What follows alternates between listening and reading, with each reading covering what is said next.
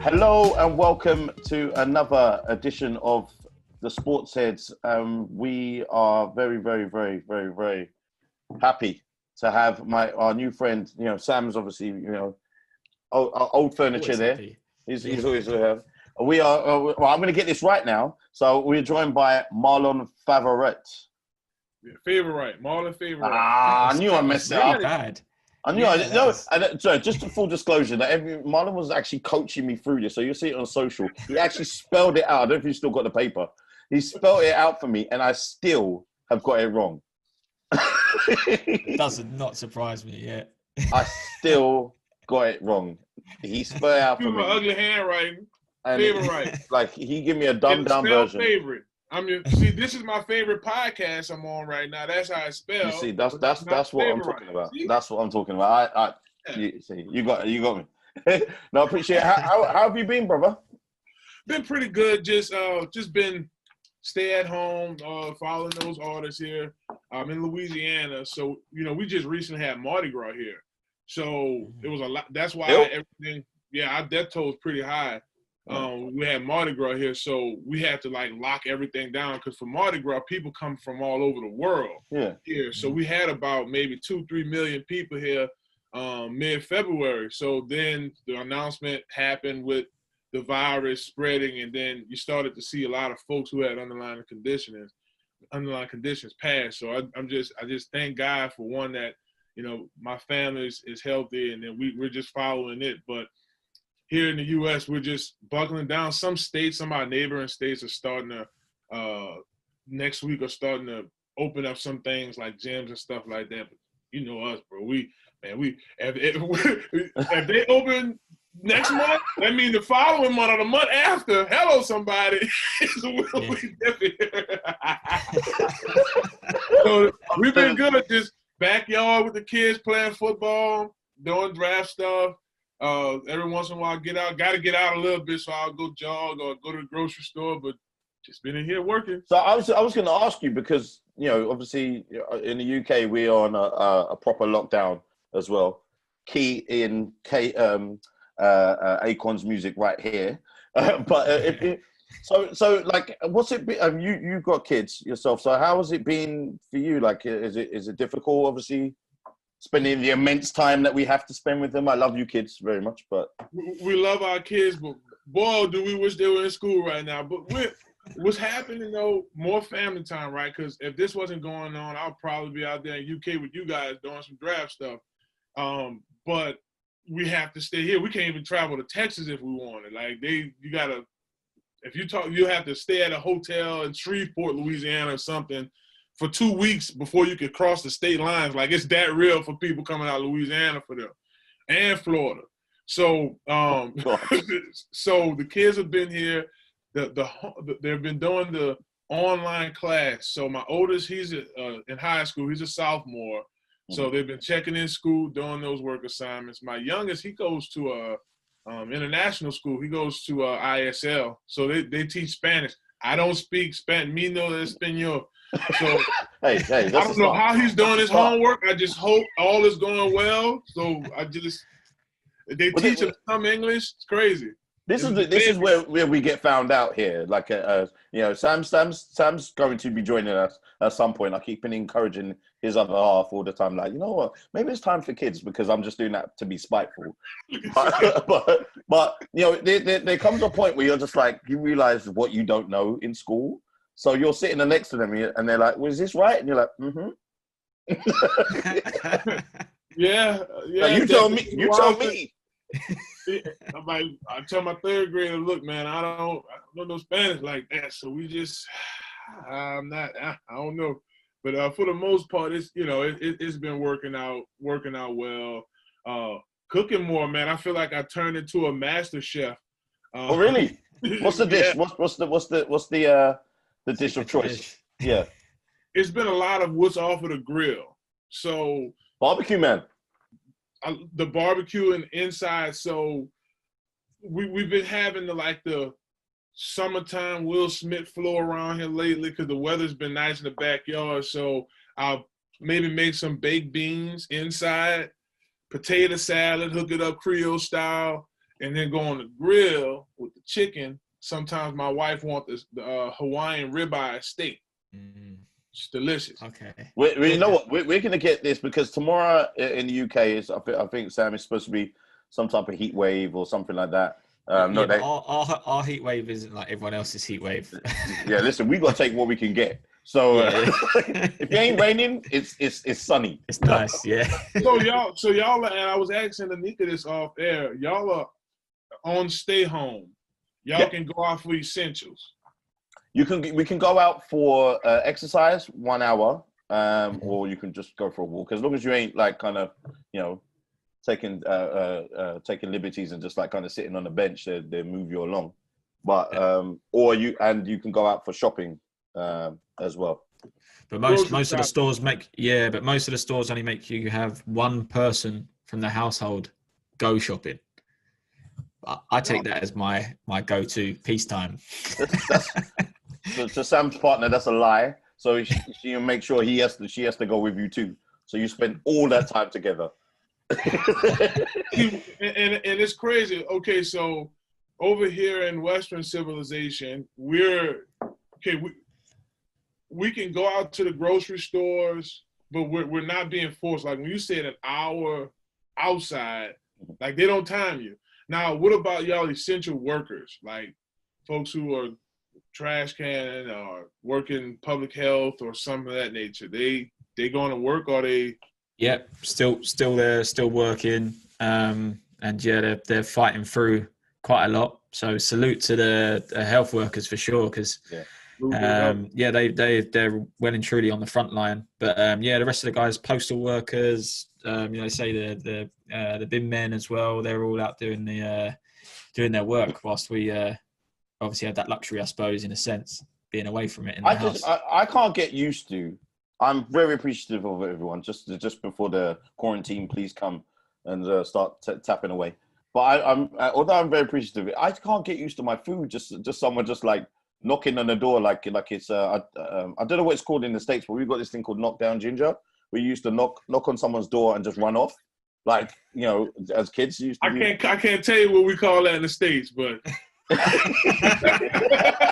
But I know what you're talking about.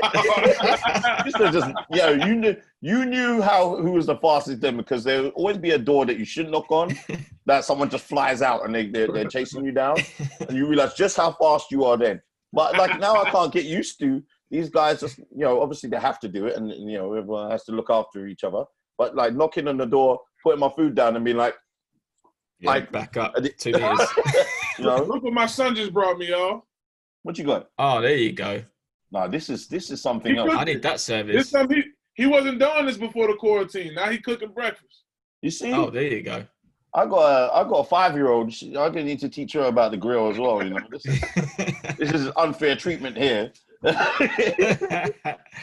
So I'm gonna start off with like yesterday's amazing news, because I was speaking to Brian Berlinger earlier on, and literally I was just saying that NFL is a theater that never stops. It always takes away from other people's news, other sports, other things. So I'm going to read out these names just like I did with the other guys. We were looking at Tom Brady, O.J. Howard, Mike Evans, Chris Godwin, and now Gronk has joined the mix. Like, this has got to make these guys. Is this making them like favorites? You see, first and foremost, it's been an argument that's been going on now, right now for the past, I would say maybe 3 or 4 years. Who's the real GOAT? Drew Brees or Tom Brady? Now, I am from New Orleans. Yeah. Right? I do rep the 504, but I was a part of both organizations, played under both quarterbacks. Mm-hmm. I see why Tom is the GOAT. I see why Drew. You know what a lot of people compare this to? I don't know if it was either SI Now. I forget what writer said this, but I thought it was a really good read. Tom Brady is Jay-Z and Drew Brees is Lil Wayne. Interesting. You look at their career path. If you look at the path of both guys, Jay-Z has always had a solid team around him. Yeah. Right? So has Tom Brady, right? Defense wins championships. So you have, on one end, you have the Patriots, Sam and Andre, where Bill Belichick is a defensive mind, right? Where his path was a little different. You know, Tom Brady was a 6-rounder, right? We all know about the Bledsoe era and what happened. It never was the same again. It's over. Yeah. But defense, think about it. He has 6 championships because defense wins championships. Yeah. Sean Payton is going down as one of the greatest offensive minds of all time, right? Yeah. You have him going against one of the greatest offensive quarterbacks of all time. About to go hit the crash of the mind now of Tom Brady and Sean Payton and Drew Brees is going to be crazy. Bruce Arians is an open-minded coach. Yeah.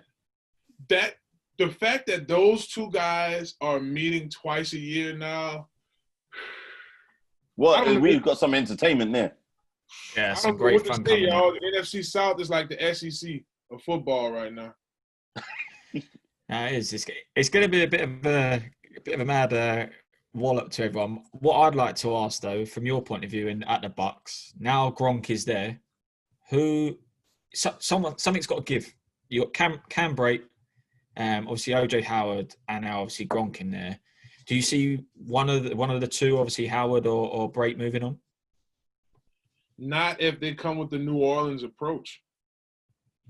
Everybody eats, B. Y'all saw Paid in Full before? Everybody eats, B. Yeah. And with think about Tom Brady. He's like a kid in a candy store right now. Look what he's always had. Yeah. And one year he just had Gronk. Yeah. And he still made that work. Yeah. He made Julian Edelman turn into an all-pro receiver. Yeah. We were laughing at Julian Edelman, like literally it's pretty much like guys, you're just gonna leave me here, like literally, like, you know, everyone's having fun in the sun down there at some point when we can go out, but like, you know, hey, you're gonna leave me here in the winter? You guys make this work. The Patriots, we're about. I think the craziest thing in this draft we're about to see is the Patriots' moves in the first round. I think that's about to be the craziest because they don't have a quarterback. Let's be honest. They don't have a quarterback. And Bill Belichick and that front office staff do a wonderful job at moving some things around if they have to make some stuff happen and make it work, to make a big jump to the first round to go get that quarterback if possible. Because it's a facelift. You're right. They have to do a full rebuild with Tom Brady gone. Because with Tom there, anybody works. Now you got Tom down there with all of that talent, and everybody gonna touch the ball. And it's just looking like I was saying earlier to the guys, it's like it's a weird feeling with the Patriots, because they're not a team to just like kind of mail it in and just think, oh well, we're gonna get picks next season.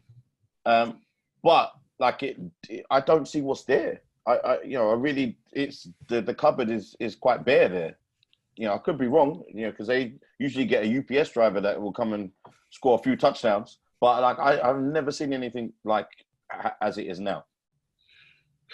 Especially because you have Cody Kessler and you have Jarrett Stidham as your quarterbacks. Yeah. Both combined, I think they're under double-digit passes.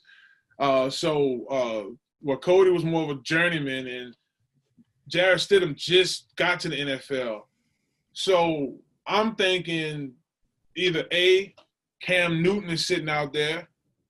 Bring Cam Newton into the equation. Worst case scenario, if Cam don't work, you still have a veteran quarterback on your roster. Yeah. So that works. See, like you mentioned there, obviously a lot of draft picks that they've got to obviously make those moves, and obviously probably revitalize the whole camp there with some people coming in. But for you, what is the process, I suppose, from two sides, from their side bringing players in, but then you as a player now, how do you think this process is going to work with the sort of the virtual camps? Because people aren't going to be able to maybe keep up with the timings. People aren't going to be able to see the moves happening as they should do at the right times, as you would if it was live and seeing the war rooms with your whole team together. The process is going to be a bit difficult or different this year. I think something that should be mentioned as far as the draft go is entertainment, because if you're going to experience a lot of these glitches in the system, you're going to want to keep the folks that's watching it on NFL Network or whatever outlet is covering the draft. You know, that process is going to be a bit different. This device is going to save a lot, right? Because we know the pick may be off on television, but your phone should get it in. So it's going to be a lot of folks kind of in their phone during the draft. Now, Sam, you talk about the process. We know that the combine happened before the pandemic, right? But some key pieces are missing. No players were able to fly into the facilities and meet GMs, nor GMs had a chance to get their private workout with the guys that they really want. You know, get to know them.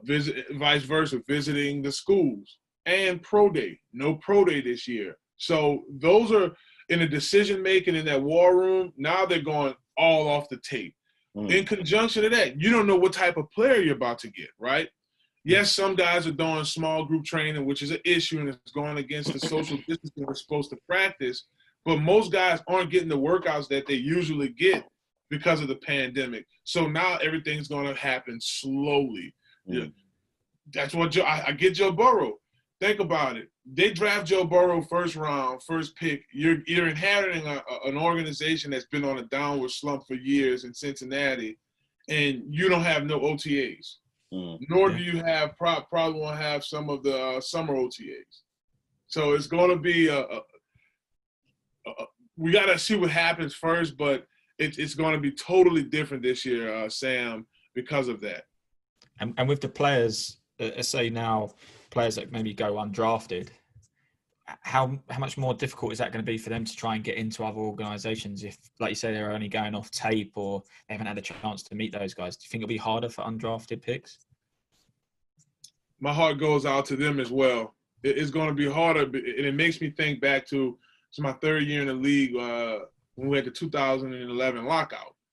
Well, once the draft happened, teams weren't able to make that decision right after the draft. So now that's all scrambled. The guys that were fresh on their minds after the draft is kind of like, okay, let's see who we can get. So I remember the pain. Playing arena football, I remember talking with one of my teammates, Mike Janik.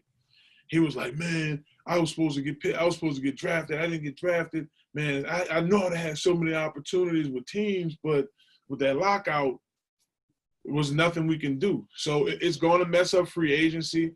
A lot of talent comes out of late round in free agency, and I really feel for those guys because we don't know how that's going to go. Once the draft's over, now we got to see what the pandemic says to do, and that can kind of alter the next decisions. So who do you feel at the moment like we should be looking out for?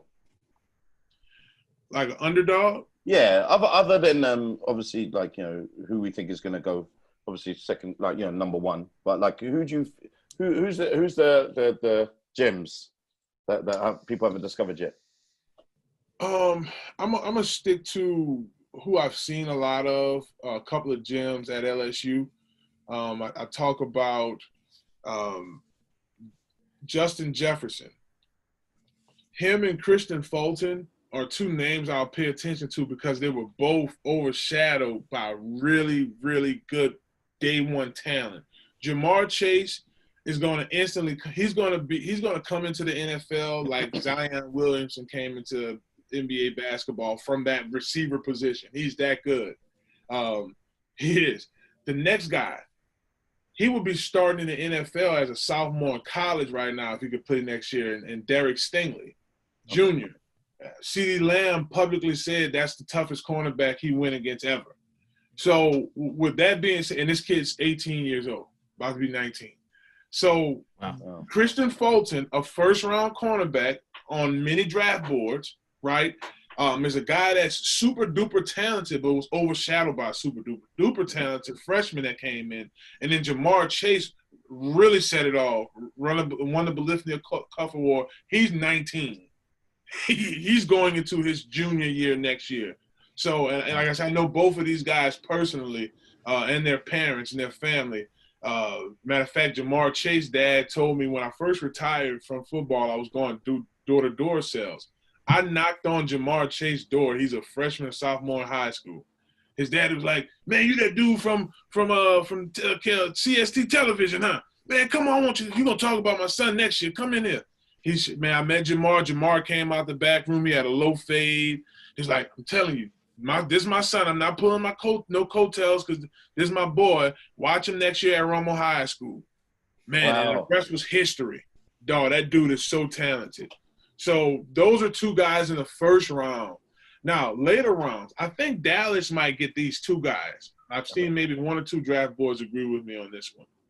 I think they'll go Kayvon Chasson, first round, first pick, and they get like a Rashad Lawrence with one of their later picks, defensive tackle from LSU. I think they get two guys from LSU. Taking inside the trenches, man, like my podcast for a second. Rashad Lawrence, because of the scheme that LSU ran, we didn't really get to see the type of pass rusher this kid is and the type of impact he could make. Now we're hearing his name pop up as one of the top defensive tackles, but I mean the film doesn't say it all with this kid. So those are some sleeper guys I'm just thinking about off the top of my head. And obviously with these moves, if you've got in mind a draft now, but going into that after the draft, what teams do you see sort of shaking the leagues up a little bit?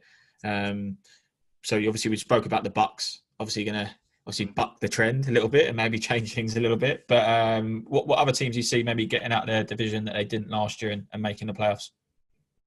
Well, I think right now you're wearing one of them. I do think Kyler Murray is a talent.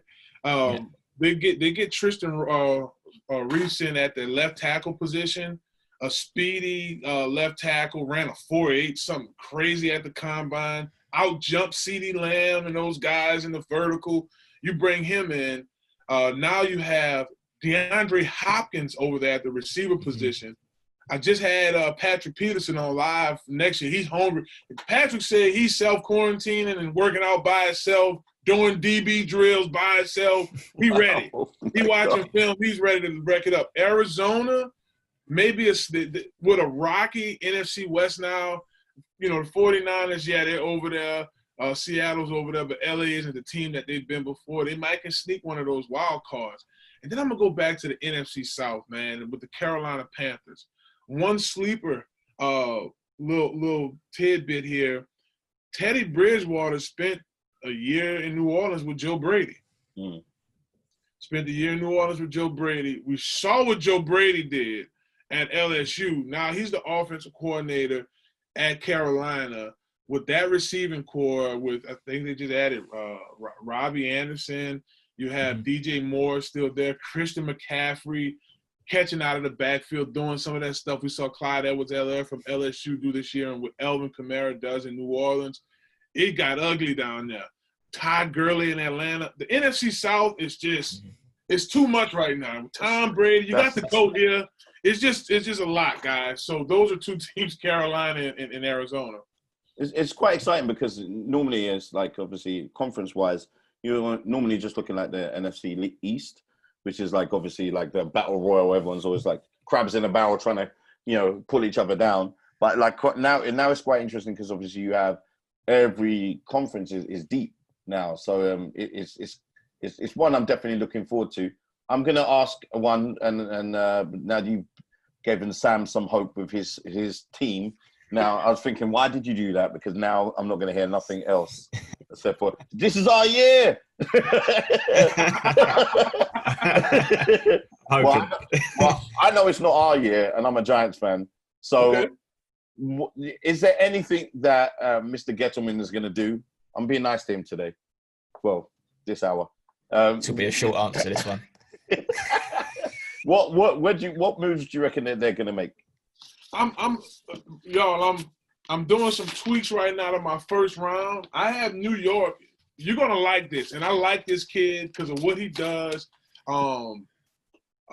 on the offensive side of the ball as a lineman, I had them going with Jedrick Wills Jr., offensive tackle from Alabama. I think this is how I look at it, and I'm gonna give you your props to the Giants, even though y'all playing against. I'm a New Orleanian. I love the Saints, but like, ever since a kid, I was a Dallas Cowboys fan, and they telling you, man, it's about to get scary in the NFC East too now. Not as bad as the NFC South. But think about it this way, right? Last year, y'all drafted a quarterback in Daniel Jones. I like Daniel Jones. I think he's talented. Is he Sam Darnold young talented? Maybe so. I think he can do a little bit more with his feet. Yeah. You have Saquon Barkley. In my opinion, Saquon is the best running back in the NFL right now, hands down. And now you add Jedrick Wills Jr., our offensive tackle from New York, to that mix. Now you have a powerful. This guy is strong. He can do the run block for Saquon. I see a lot of, maybe lead 28 or a little bit of 28 toss to show off some of that speed and strength he has on some of those plays with Saquon. Saquon's going to love him. Daniel Jones buy more time in the pocket to make some of those passes. I do think New York is better. Y'all don't have, LSU superstar Odell Beckham anymore, so y'all regrouping. Odell was a little – I know he was a cancer to y'all a little bit. I understand. The universe keeps on lining this up, like, for me. And, every time. Like, every podcast that we have, there's been an Odell rant, and there's been a Browns rant. Yeah, and, every time. And I literally every single time, and I'm thinking, this one in particular, there's no way it's going to come up. And I brought him up. Oh, man. So I can see Sam's eyes. It takes up, it's like half the show goes, and you see Andre not take a breath talking about Odell and the Browns. Every time. Single time. No, because it's the time when he brought out the GOAT. It still bothers me to this day. Like, he brought out the GOAT cleats to Tom Brady in front of his QB. And then there's this picture, and I'll find it and I'll make sure that I put it out again because I enjoy that picture so much of someone just looking like there's a famous picture that's around where a guy's with his girlfriend and he's looking at the other girl behind him, and that's like a meme.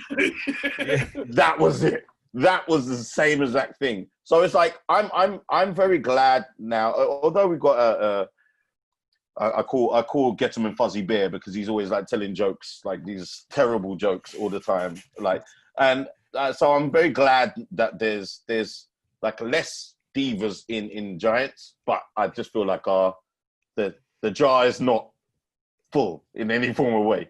It's not. I narrowed it down, Sam. That was a short rant.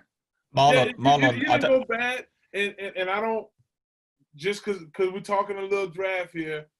I do have them going offensive tackle too. Lost my train of thought. Micah Becton, big boy who ran a 5 flat at like 360 at the combine. I think they go with him, so I think they go offensive line as well. That's enough of the Browns. I got you. We done with the Browns. That was it. That is the shortest. That is the shortest. But I'm gonna just warn you, basically, next time this ever comes up, if you've ever seen Frozen, the song "Let It Go," I'm gonna play that every time. That's gonna be my jingle every time. I don't know. It just got to me, the whole thing, and I think it got to every single Giants fan. But it's just because we've got nothing else to concentrate on. Because our season is pretty much over by the third or fourth game. So maybe sooner. Yeah, probably. It might be a little fight over there. You never know. So it's interesting. So we're looking at. So are you like kind of set on Joe Burrow being the number 1 draft pick? I am. I did entertain before the Teddy Bridgewater deal happened that Carolina might try to make a jump to try to make that marriage between Joe Burrow and Joe Brady happen again, because how magical it was for LSU. You got a college coach coming over and Matt Rule from Baylor to Carolina. So when you have that type of fresh, that type of new, kind of like what you guys have out there in Arizona and Kingsbury and Murray, it's a different element. It's just a total different element in that regard.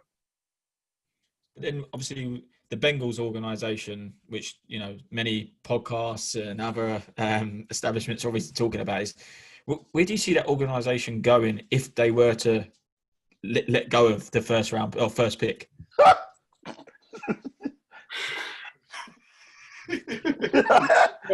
right. Okay.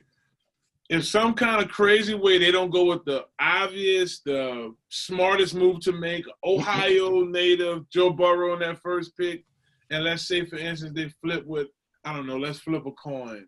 Let's say, I don't know, Washington. Let's maybe say, who may actually take a jump? Miami. Miami makes sense.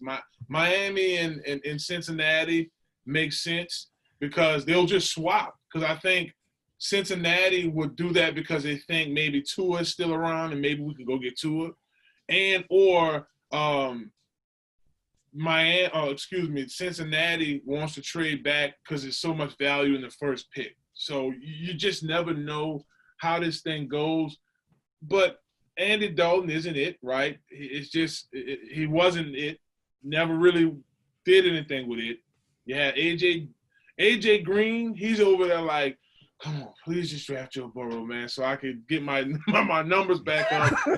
He saw NFL talent. We saw it catching the ball down there from that dude. I want that quarterback, you know. And Tua wouldn't go wrong either. So again, those Justin Herbert has the size, you know, but Tua and Joe Burrow is the two best quarterbacks in this draft.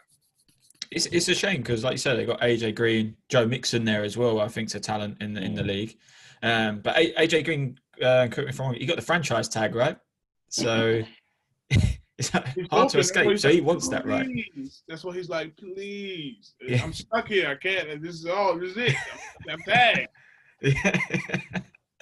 Yeah, not a place to be. Not a place to be. Michael right Thomas made all that money last year. He wasn't gonna be too mad about that tag because that's a boatload of money up front. Mm-hmm. He's the definitely one of. Well, we basically do our podcast because it actually gives us time to be able to research for our fantasy because that just literally just takes over our whole lives. Do you play and are you as addicted as other people like ourselves? Yeah. I'm pretty addicted, and I want to join with y'all next year too, bro. We have us a season. I want to get in with y'all. Y'all see? It'd be nice to have some proper competition because Andre is just not great. Here we go. This way. No, it'd be nice. Hey, you know who my running back was last year, Andre? Who's? Oh, do you have Saquon? I had Saquon, bro. I had him. He saved me a lot of weeks. Well, I'll tell you my story about my draft. I was in Greece. And so we're in this little like island, like where it was lovely, having a great time. Then I realized that we have to do the draft when I'm over there rather than obviously being here. The Wi-Fi is not the greatest there.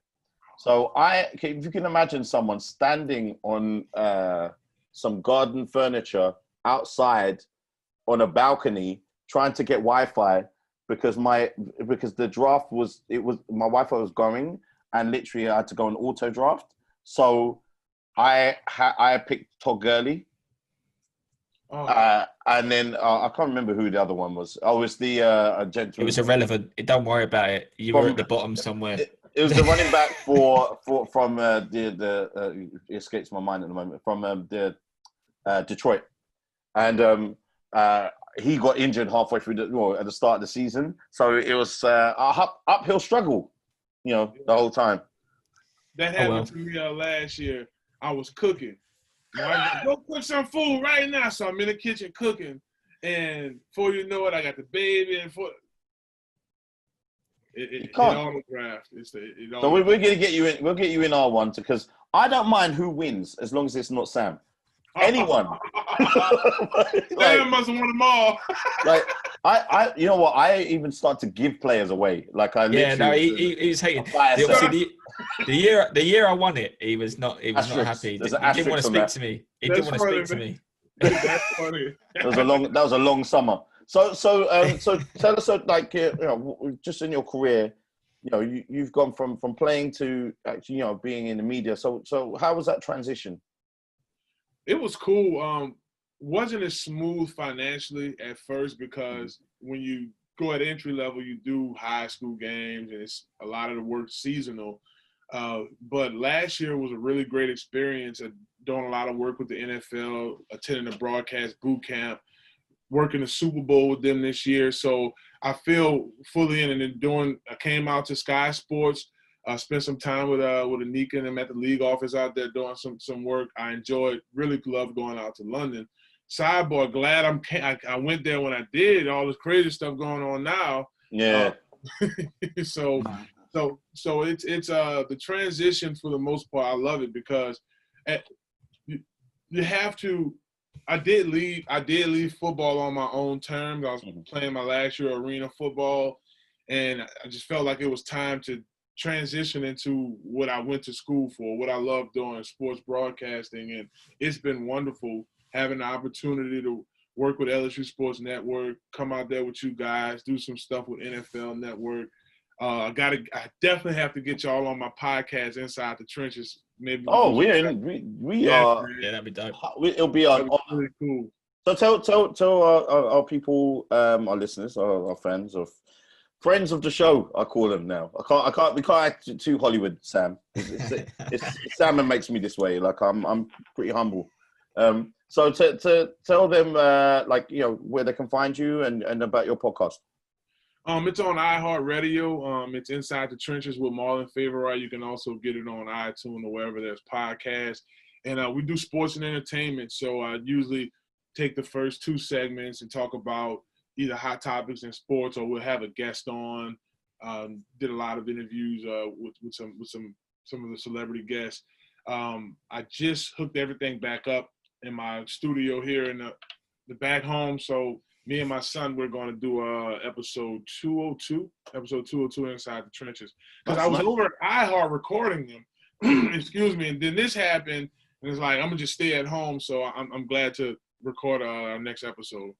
It's made everyone go back to being actually creative a lot more, because obviously, when you start out, especially as you're progressing, then you get used to the niceties and the guests being brought to you. Like now I think we all have to kind of tap dance a little bit more. So the survival of the fittest now.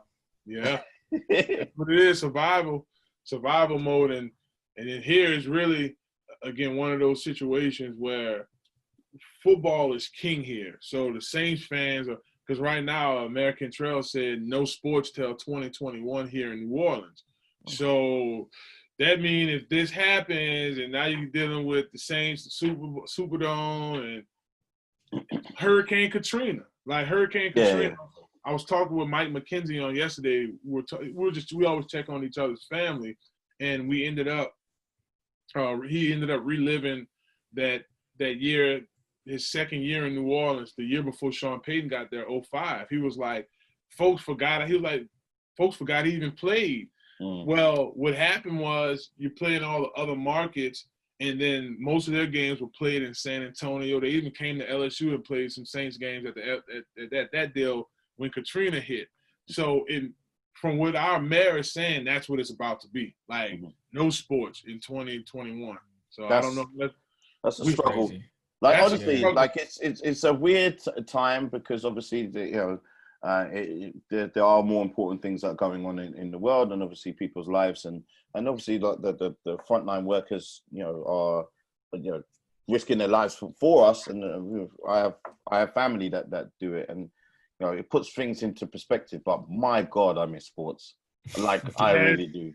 Because I don't think Baton Rouge, that's probably not gonna rock with them, man. So if we can do sports, LSU gonna play. So I don't know if here's the big thing, y'all.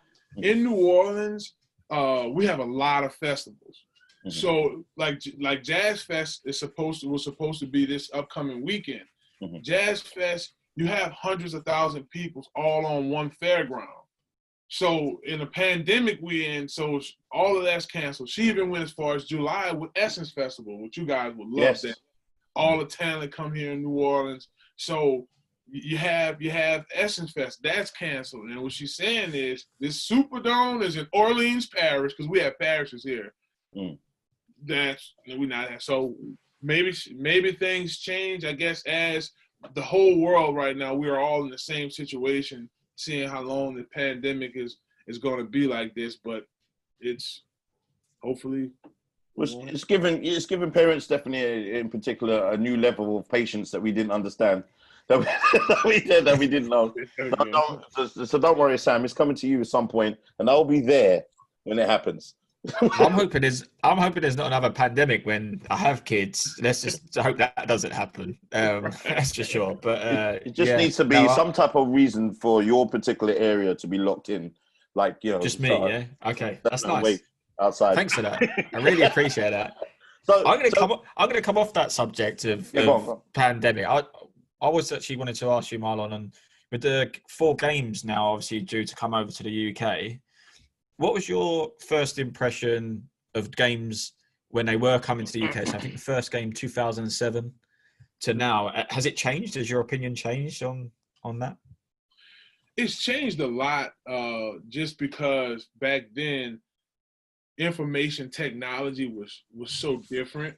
So I had a lot of buddies that played in NFL Europe, and no one ever knew because in America we weren't able to watch the games. But after traveling over because that was my first time to the UK this past December when I came out there by you guys. It was my first time ever.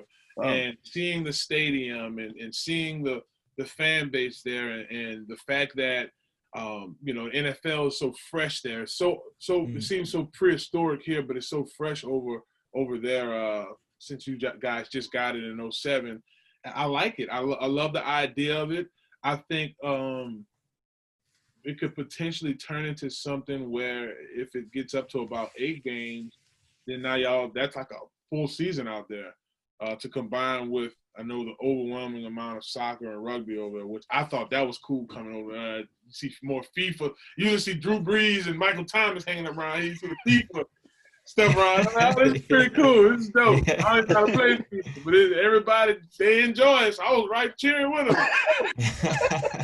That was new. That was new for me. And Sam, don't try to recruit Marlon to be an Arsenal fan. No, I don't think you want to. Why not? Why not? Yeah, this is I'll start the tapping up process after. I know. I could see what was going to happen here.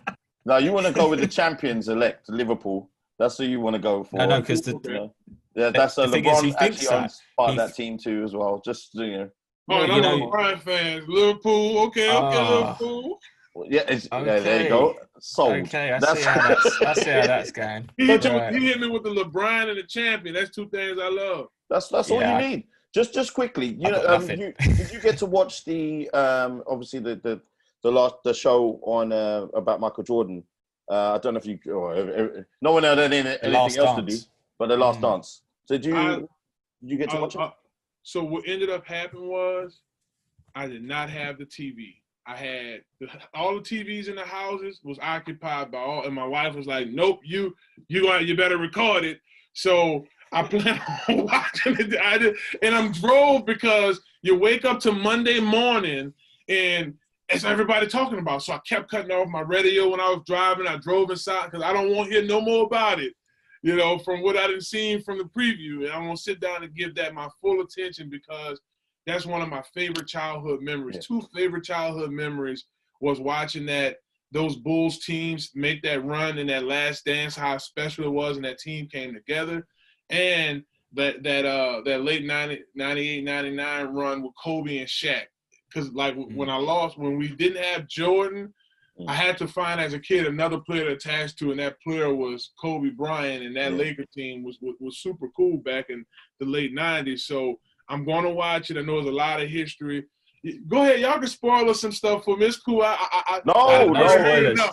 I want you need to see that. Yeah, it's well worth it. It's so good. I think it as well, especially because I'm old enough to be able to remember him playing, and the whole buzz around him. So I think for new generations of fans or just all sports, it kind of encourages you to be able to keep on, pushing and pushing and pushing. So be it if it's your podcast or be if it's like in your own professional life, like anything. It doesn't have to be. You don't have to be an athlete. It's just the mental side of Michael Jordan. There, that's that. Honestly, if when you finish watching it, if it's not too late, you'll start working straight away. Like that's how. So it's that type of motivation. Yeah. Oh yeah. Come on, man. Yeah. Honestly. Okay, so let me ask you this. All right. So it's two things I've been looking at on this subject. The fact that we are in a pandemic. Colin Cowherd had mentioned this on his show. That's what made me thought about it. Mm-hmm. And a lot of new people who knew of Michael Jordan but didn't see him play. Mm-hmm. How many new folk? Because, that's another argument. Who's the GOAT? LeBron James or Jordan? We know Jordan. Jordan, we've seen what this dude doing. We've seen that, right? So that going on. And a plus, with this going on, we've been seeing these IG lives. Did y'all check out Teddy Riley versus Babyface? Well, the weekend, the third one? Yes. The second one. Oh, it was cold. It was fire. I watched the first one, which I still to this day like. There's who's that guy? I forgot his name. Who did the meme of it? He did his own version of it. Spice Adams. Spice Adams. My God, I still watch it to this day. Like sorry, on the Jordan thing, I think I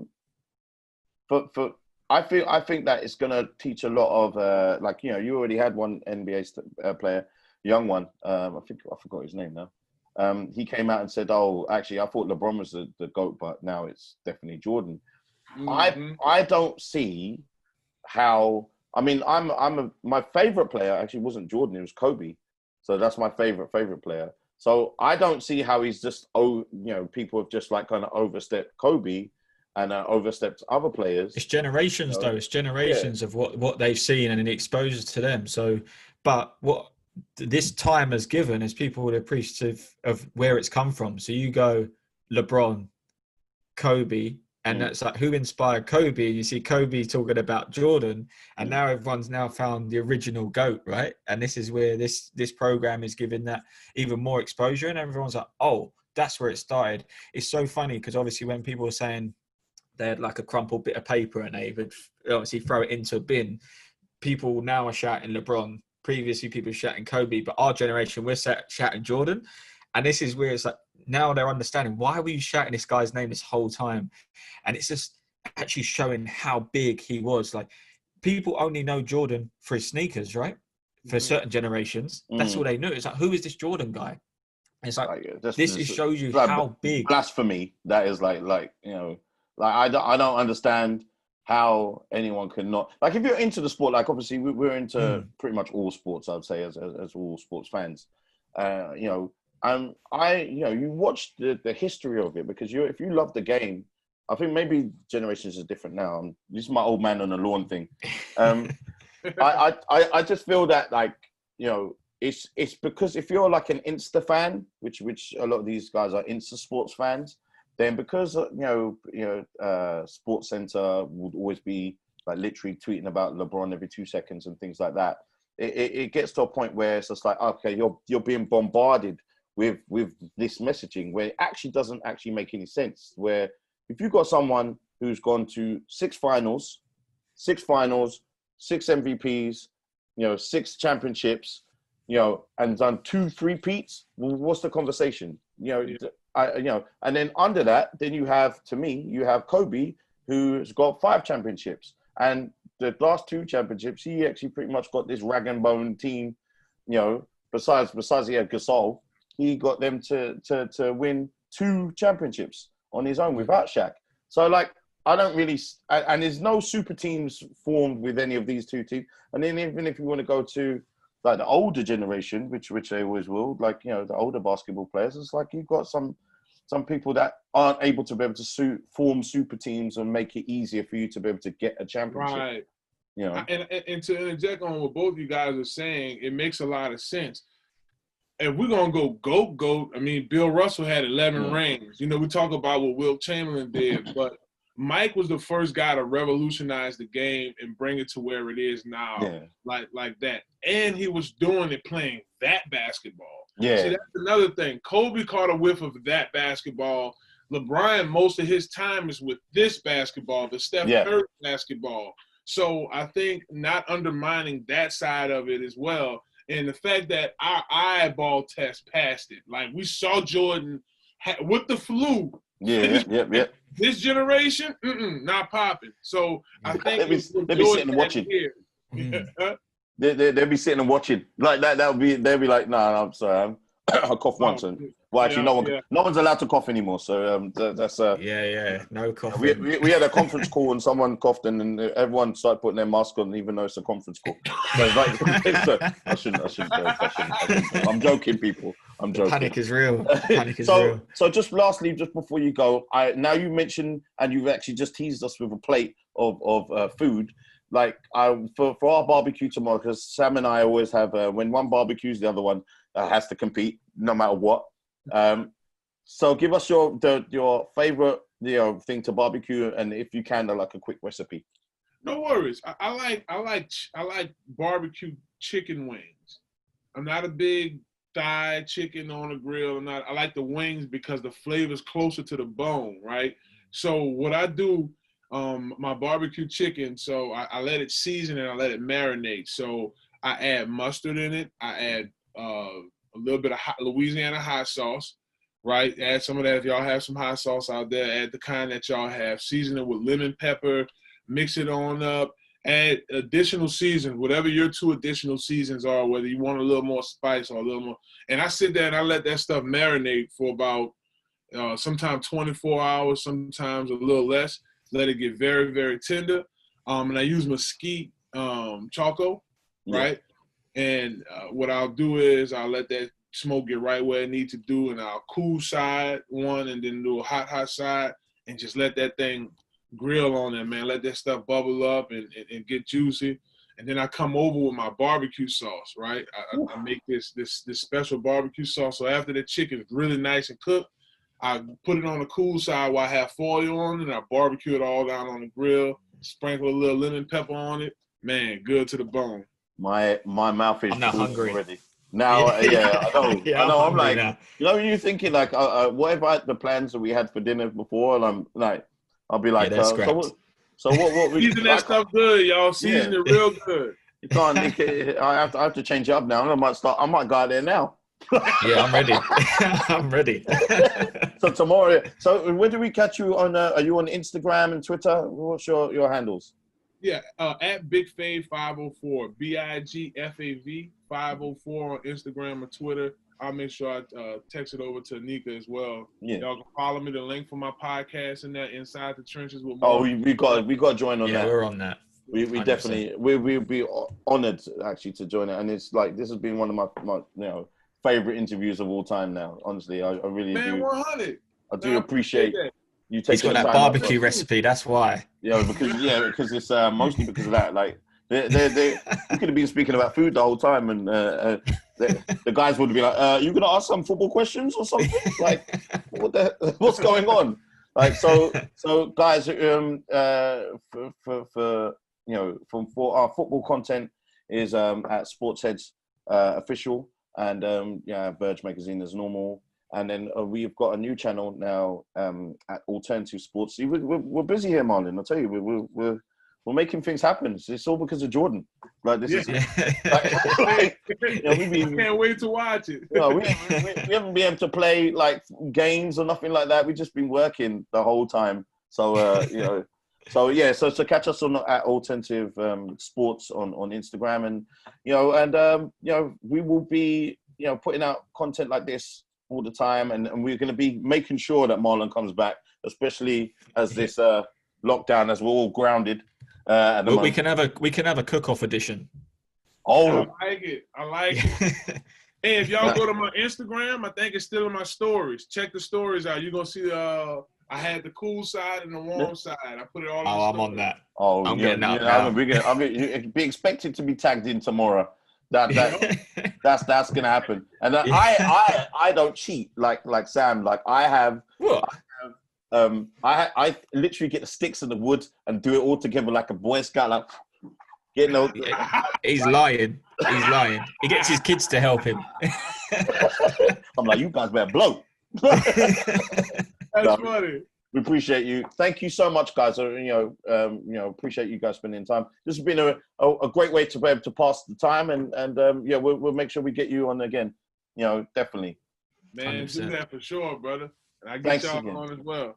Yeah, Shoot me please. when y'all get it, man. Shoot me the link, man. I'm gonna repost it on my Twitter when y'all get the episode. Oh, I appreciate you, brother. Appreciate you. Thank you very much, guys. Appreciate you. Peace. Peace out. Be safe, fellas.